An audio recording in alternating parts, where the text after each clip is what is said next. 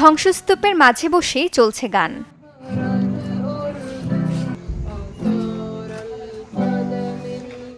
বিধ্বস্ত গাজার শিশুদের মাঝে এভাবেই আনন্দ ছড়িয়ে দিচ্ছে রাহাত ফাদি নাসের নামের এই তরুণী। একই সঙ্গে গানের মাধ্যমে বিশ্বের কাছে পৌঁছে দিচ্ছে যুদ্ধের বার্তা। ইসরায়েলের সামরিক অভিযানের সময় পরিবার সহ দক্ষিণ গাজায় পালিয়ে যায় মেডিকেল কলেজ পড়ুয়া এই ছাত্রী। পরবর্তীতে বন্ধুর কাছ থেকে গিটার ধার করে ধ্বংসস্তূপের মাঝেই গান করা শুরু করে।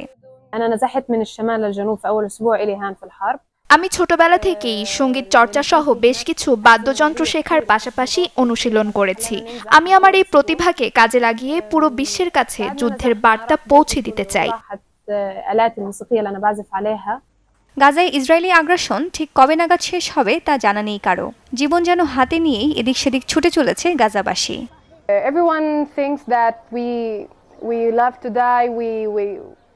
সবাই শুধু আমাদের কষ্টই দেখছে, কিন্তু এত কিছুর পরও কেউ এগিয়ে আসেনি। আমরা এখানে কিভাবে বেঁচে আছি সবাই দেখছে, কিন্তু প্রতিবাদ করার মতো কেউ নেই।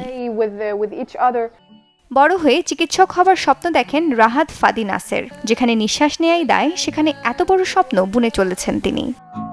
সুমাইয়া খুশবু, চ্যানেল 24।